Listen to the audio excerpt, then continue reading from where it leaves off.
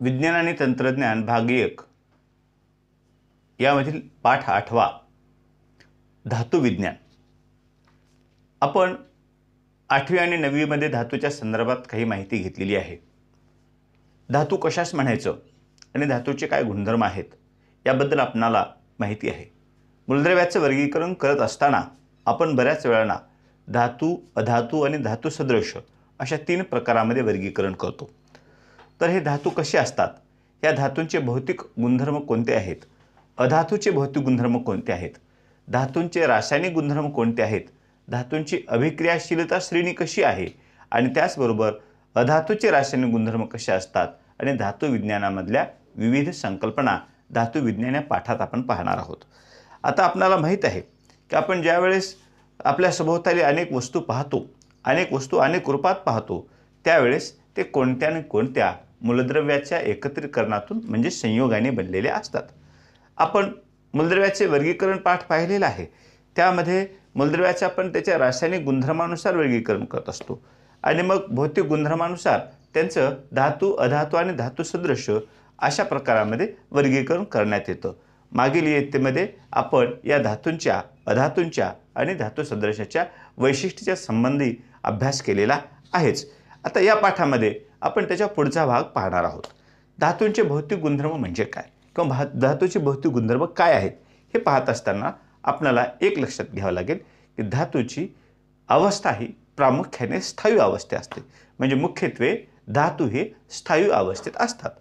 आता केवळ पारा आणि गॅलियम हे दोन याला अपवाद आहेत, म्हणजे पारा आणि गॅलियम हे धातू आहेत परंतु ते स्थायू अवस्थेत न राहता ते द्रव अवस्थेत असतात, कक्ष तापमानाला किंवा त्याला आपण रूम टेम्परेचरला असं म्हणूया।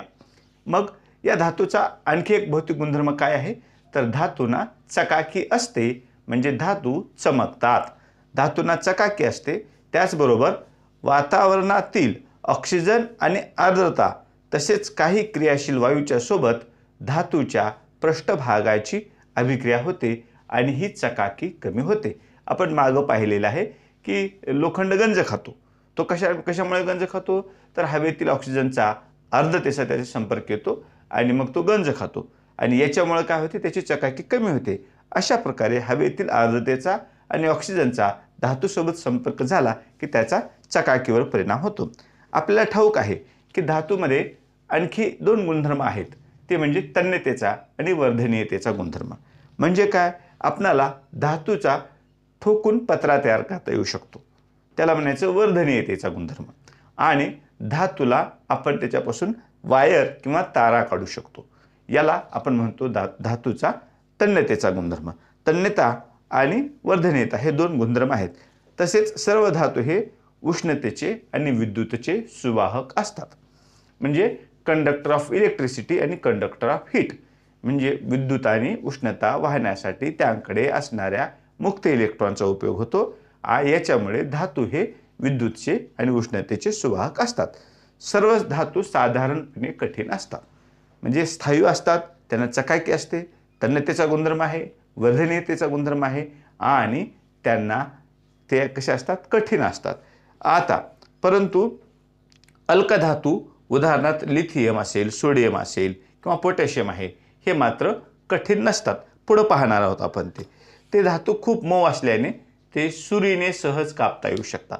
सोडियम मेटलसारखा, सोडियम धातूसारखा धातू आपल्याला सुरीने सहज कापता येतो, तो तेवढा मऊ असतो।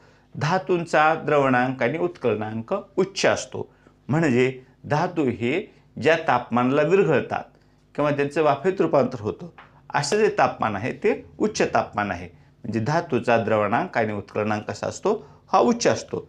आता टंगस्टन हा जर धातू बघितला, टंगस्टन धातूचा द्रवणांक जो आहे तो सर्वात उच्च आहे, म्हणजे टंगस्टन धातू हा 3442 अंश सेल्सिअसला तो द्रवात रूपांतर होतो। आपल्याला ठाऊक आहे स्थायूला उष्णता दिली असता त्याचे द्रवात रूपांतर होते, तसंच टंगस्टनचं हा जो द्रावणांक आहे हा द्रावणांक 3422 डिग्री सेल्सिअस किंवा अंश सेल्सिअस एवढा आहे। तर त्याच्या उलट याचे म्हणजे सर्वात अधिक द्रावणांक टंगस्टनचा आहे, तर त्याच्या उलट सोडियम, पोटॅशियम, पारा आणि गॅलियम यांचे द्रावणांक आणि उत्कलनांक हे फारच कमी आहेत। काही धातूवर आघात केला असता कंप निर्माण होतो. म्हणजे लोखंडावर आघात केला, तांब्याच्या एखाद्या भांड्यावर आघात केला, अशा धातूच्या पृष्ठभागावर जर आपण आघात केला तर कंप निर्माण होतात, ध्वनी लहरी निर्माण होतात. याला आपण नादमयता असे म्हणतो. असे धातू नादमय धातू म्हणून ओळखले जातात. परीक्षेमध्ये नादमय धातू कशाला म्हणायचं हा प्रश्न विचारला जाऊ शकतो. आता हे झाले धातूंचे गुणधर्म. परीक्षेमध्ये धातूचे आणि अधातूचे फरक स्पष्ट करायला विचारू शकतात. त्याच्यामुळे भौतिक गुणधर्मामधला फरक आपल्याला सांगण्यासाठी आता आपण पाहूया अधातूचे भौतिक गुणधर्म. आता अधातूच्या भौतिक गुणधर्मामध्ये जे आपण धातूचे भौतिक गुणधर्म पाहिले त्याचे आपण आता विरुद्ध पाहत आहोत. काय की धातूमध्ये असं आपण म्हणालो की धातू हे मुख्यत्वे काय आहेत, मुख्यत्वे स्थायू आहेत. परंतु अधातूच्या गुणधर्माचा विचार केला तर काही अधातू स्थायू आहेत तर काही अधातू हे वायू अवस्थेत आहेत. मात्र ब्रोमीन हा अधातू असा आहे तो स्थायू नाही किंवा वायू नाही तर तो द्रव अवस्थेत आढळतो आणि मग ब्रोमीन हा याला अपवाद आहे. अधातूंना चकाकी नसते. आपण धातूंना चकाकी असते हे अभ्यासले. आता अधातूच्या बाबतीत मात्र हा चकाकी नसते, परंतु यालाही अपवाद आहे. आयोडीन हा असा अधातू आहे की त्याला चमक किंवा चकाकी असते कारण त्याचे स्फटिक हे चमकदार असतात. अधातूंना कठीणपणा नसतो. आपण अगोदर बघितले की धातू ही कठीण असतात, अधातू मात्र कठीण नसतात. याला परत अपवाद आहे, तो म्हणजे हिरा हा जो अधातू आहे हा अधातू कठीण पदार्थ म्हणून ओळखला जातो. सर्वात कठीण पदार्थ आहे हिरा. हा सर्वात कठीण नैसर्गिक पदार्थ आहे, त्यापेक्षा कठीण कुठलाही पदार्थ नाही. अधातूचे द्रावणांक आणि उत्कलनांक कमी असतात. धातूच्या नेमकं विपरीत किंवा उलटं. अधातू हे विद्युत उष्णतेचे दुर्वाहक आहेत कारण यामध्ये मुक्त इलेक्ट्रॉनची संख्या कमी असते किंवा नसते. यामुळं हे अधातू हे काय होतात, या अधातू हे उष्णतेचे दुर्वाहक किंवा विद्युतचे दुर्वाहक आहेत. ग्राफाईट हे कार्बनचे अपरूप असून विद्युतचे सुवाहक असल्याने ते त्याचा अपवाद आहे. ग्राफाईट हा कार्बनचा अपरूप आहे बरं का. अपरूप कशाला म्हणायचं, जी मूलद्रव्ये जी त्यांचे भौतिक गुणधर्म हे भिन्न असतात परंतु रासायनिक गुणधर्म सारखे असतात त्याला म्हणायचं अपरूप. तर कार्बनचं अपरूप असणारं ग्राफाईट अधातू जरी असलं आणि अधातूचा गुणधर्म जरी उष्णता आणि विद्युतचे दुर्वाहक असणे असं असलं तर ग्राफाईटच्या बाबतीत मात्र ह्याला अपवाद आहे. ग्राफाईट हे अधातू असून विद्युत आणि उष्णतेचे सुवाहक आहे. आता धातूंचे आपण काही रासायनिक गुणधर्म पाहणार आहोत. धातूंचे रासायनिक गुणधर्म पाहत असताना धातू हे क्रियाशील असतात आणि हे सहजपणे इलेक्ट्रॉन गमावतात. मागच्या इयत्ता 9वीमध्ये पाहिले आपण की आयनिक बंध रासायनिक बंधाचे प्रकार पाहताना की धातू आणि अधातू यांच्यामध्ये रासायनिक बंध तयार होतात. तर अधातूचा आणखी एक महत्त्वाचा गुणधर्म, धातूचा महत्त्वाचा गुणधर्म काय आहे, ते सहजपणे इलेक्ट्रॉन गमावतात. इलेक्ट्रॉन गमावल्यामुळे त्यांच्याकडे धनप्रभारित आयन तयार होतात आणि म्हणून त्यांना विद्युत धन मूलद्रव्य सुद्धा म्हणतात. कुणाला म्हणतात, धातूंना. का म्हणतात, ते इलेक्ट्रॉन गमावतात म्हणून. आणि मग इलेक्ट्रॉन गमावल्यामुळे त्यांच्यावर धनप्रभार येतो म्हणून त्यांना आपण काय म्हणतो, विद्युत धन मूलद्रव्य असं म्हणतो. यासाठी छोटासा प्रयोग सुद्धा आपण केलेला आहे. त्याच्यामध्ये बघा त्याला साहित्य लागणार आहे चिमटा, सुरी, बर्नर इत्यादी आणि रासायनिक पदार्थ लागणारे ते ॲल्युमिनियम, तांबे, लोखंड, शिसे, मॅग्नेशियम, जस्त आणि सोडियम याचे नमुने. या प्रयोगामध्ये काय करणार आहोत आपण, या प्रयोगामध्ये प्रत्येक चिमटा घेणार आहोत आणि त्याला बर्नरच्या ज्योतीवर धरणार आहोत. याच्यामुळे काय होईल, याच्यामुळे कोणता धातू सहज पेट घेतो, कोणत्या धातूचा पेटल्यावर धातूचा पृष्ठभाग कसा दिसतो आणि धातू ज्योतीवर जळत असताना ज्योतीचा रंग कोणता असतो याचा आपल्याला अभ्यास करायचा आहे. धातूंच्या ज्या अभिक्रिया आहेत त्या अभिक्रिया आपण पाहणार आहोत. धातूंच्या अभिक्रिया कशा आहेत, तर धातूची ऑक्सिजन बरोबर होणारी अभिक्रिया.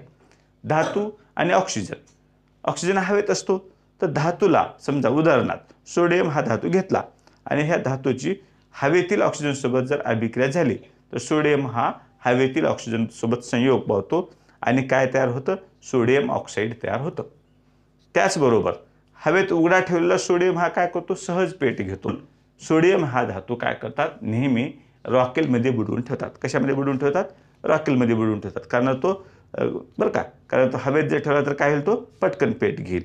म्हणून सोडियम ऑक्साईडची Na2O ची पाण्याबरोबर अभिक्रिया झाली की सोडियम हायड्रॉक्साईड तयार होतं, ही अभिक्रिया तयार होते. त्याचप्रमाणे मॅग्नेशियमला जर हवेत जाळलं तर तर काय होतं, तर मॅग्नेशियम ऑक्साईड तयार होतो. मॅग्नेशियम ऑक्साईडला परत मॅग्नेशियम ऑक्साईड परत पाण्याबरोबर अभिक्रिया पावतो आणि मॅग्नेशियम हायड्रॉक्साईड हा अल्क तयार होतो.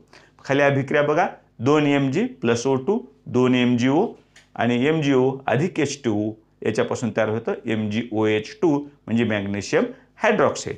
आता धातूंची पाण्याबरोबर आपल्या हवेतील ऑक्सिजन बरोबर अभिक्रिया पाहिली आपण. आता पाहणार आहोत आपण धातूंची पाण्याबरोबर होणारी अभिक्रिया.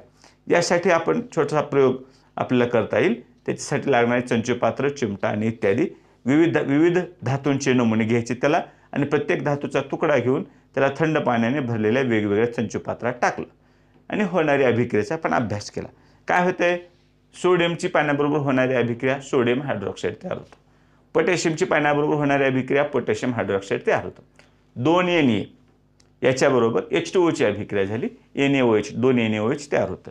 अशा प्रकारे ह्या धातूंची पाण्याबरोबर अभिक्रिया झाली की त्या धातूचं हायड्रॉक्साईडमध्ये रूपांतर होतं.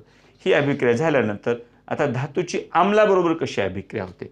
धातू म्हणजे बघा लोखंड आहे, झिंक आहे किंवा सिल्वर आहे किंवा हे जे धातू आहेत हे ज्यावेळेस पदार्थ म्हणजे आम्लाबरोबर अभिक्रिया होते, म्हणजे सल्फ्युरिक आम्ल असेल, हायड्रोक्लोरिक आम्ल असेल, याच्याबरोबर अभिक्रिया होत असताना काय होते बघूया आपण. तर ॲल्युमिनियम असेल, मॅग्नेशियम असेल, लोखंड असेल, जस्त असेल, यांच्या नमुन्याची जर आपण सल्फ्युरिक आम्लाबरोबर अभिक्रिया घडून आणली तर आपल्याला असं लक्षात येतं की धातूंची आम्लाबरोबर अभिक्रिया झाली असता काय होतं, हायड्रोजन वायू मुक्त होतो. काय होतं, हायड्रोजन वायू मुक्त होतो. म्हणजे काय, म्हणजे काय नाही बघा, या अभिक्रिया खाली दिलेल्या आहे त्याप्रमाणे मॅग्नेशियमची जर अभिक्रिया 2HCl किंवा हायड्रोक्लोरिक आम्लाबरोबर झाली तर काय तयार होतं, MgCl2 तयार होतो आणि H2 वायू मुक्त होतो. ॲल्युमिनियमची जर हायड्रोक्लोरिक आम्लाबरोबर अभिक्रिया झाली तर 2Al अधिक 6HCl आणि त्याच्यापासून काय तयार होतं, 2AlCl3 अधिक 3H2. अशा प्रकारे आम्लाची आणि धातूंची अभिक्रिया झाली की त्या अभिक्रियेमध्ये हायड्रोजन वायू मुक्त होतो. धातूंची नायट्रिक आम्लाबरोबर जर अभिक्रिया झाली, ह्या धातूंची जर सल्फ्युरिक आम्ल हायड्रोक्लोरिक आम्लाबरोबर अभिक्रिया पाहिली आपण वर. आता आपण खाली जर समजा नायट्रिक आम्लाबरोबर जर अभिक्रिया झाली तर धातूचा नायट्रेट क्षार तयार होतो आणि तसेच नायट्रिक आम्लाच्या संहतीनुसार नायट्रोजनची विविध ऑक्साईड्स तयार होतात. त्यासाठी ही अभिक्रिया आपल्याला कॉपर हा धातू आहे याची HNO3 म्हणजे नायट्रिक ॲसिड बरोबर अभिक्रिया झाली तर कॉपर नायट्रेट तयार होतं, अधिक NO2 तयार होतो आणि पाणी तयार होतं. त्याचबरोबर कॉपरची 8HNO3 बरोबर अभिक्रिया झाली तर कॉपर नायट्रेट तयार होतं, अधिक नायट्रस ऑक्साईड तयार होतो आणि पाणी तयार होतं. अशा प्रकारे मुलांनो हायड्रोजन हा वायू कधी तयार होतो, धातूंची आम्लाबरोबर अभिक्रिया झाली असता. आता ह्या धातूंच्या इतर धातूंच्या क्षाराबरोबर जर अभिक्रिया झाल्या, एका धातूची दुसऱ्या धातूच्या क्षाराबरोबर अभिक्रिया झाली तर काय होतं बघूया. तर काय होतं, त्यासाठी आपल्याला काय करावं लागेल, एक छोटासा प्रयोग करायला लागेल. तांब्याची स्वच्छ तार घेतली आणि एक लोखंडी खिळा घेतला किंवा लोखंडी खिळा घेतला. तांब्याची तार फेरस सल्फेटच्या द्रावणात बुडवली आणि लोखंडी खिळा कॉपर सल्फेटच्या द्रावणात बुडवला. 20 मिनिट जर आपण तसंच ठेवलं तर त्यात होणारे बदल आपण त्याच्याकडे जर निरीक्षण केलं तर काय दिसते आपण पाहूया.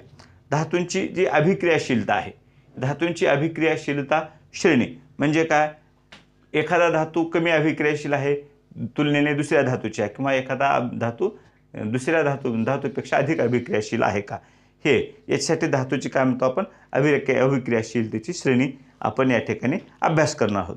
सर्व धातूची अभिक्रियाशीलता ही सारखी नसते. काही धातूंच्या शेवटच्या कवचात 1 इलेक्ट्रॉन आहे, काही धातूंच्या शेवटच्या कवचात 2 इलेक्ट्रॉन आहेत, काही धातूच्या शेवटच्या कवचात 3 इलेक्ट्रॉन आहेत. त्यांच्यामुळं त्यांच्या अभिक्रियाशीलतेमध्ये फरक आहे आणि ही जे अभिक्रियाशीलतेमधला फरक आहे यामुळं काय होतं की ऑक्सिजन, पाणी व आम्ल या अभिकर्षिताबरोबर सर्व धातू अभिक्रिया पावत नसल्यामुळे धातूंची सापेक्ष अभिक्रियाशीलता ठरवण्यासाठी आपणाला ह्या अभिकर्षितेचा किंवा रिएजंट्सचा उपयोग होत नाही. यासाठी धातूच्या इतर धातू क्षाराच्या द्रावणाबरोबर होणारी विस्थापन अभिक्रिया याचा अभ्यास करावा लागला. म्हणजे काय, धातू A अधिक B धातू क्षाराचे द्रावण आणि त्यापासून होणारी अभिक्रिया काय, A धातू क्षाराचे द्रावण अधिक धातू B, म्हणजे कोण कोणाला विस्थापित करतोय त्याच्यावरून आपल्याला काय करतात, त्याची अभिक्रियाशीलता काढता येते. या विस्थापन अभिक्रियेचे अनेक प्रयोग करून वैज्ञानिकांनी जे अभिक्रियाशीलताची श्रेणी केलेली आहे त्याची आकृती 8.5 मध्ये आपल्याला दिलेली आहे. आता ह्याच धातूची अधातूबरोबर होणारी अभिक्रिया काय आहे हे आपण पुढच्या पाठात पुढच्या व्हिडिओमध्ये पाहणार आहोत. स्पर्धा परीक्षा स्टडी सेंटर जे आहे हे आपणाला अशा प्रकारच्या यूट्यूब चॅनलच्या माध्यमातून ही विज्ञान विषयाचे सगळे पाठ आपणापर्यंत पोहोचवण्याचं काम करीत आहे. आपण सगळेजण या चॅनलला पाहत आहात त्याबद्दल आपलं सर्वांचं धन्यवाद. या चॅनलला सबस्क्राईब केलं नसेल, आपण नवीन असाल तर त्याला सबस्क्राईब करा. यामुळे हे नोटिफिकेशन तुम्हाला नवीन व्हिडिओ पडल्या आपल्याला तो पाहता येईल. त्याचबरोबर या यूट्यूब चॅनलला शेअर करा, त्याला सबस्क्राईब करा आणि याला जो बेल आयकॉन आहे त्याला प्रेस करा. आपण सगळेजण या व्हिडिओचा लाभ घेत आहात त्याबद्दल सर्वांचे आभार. धन्यवाद.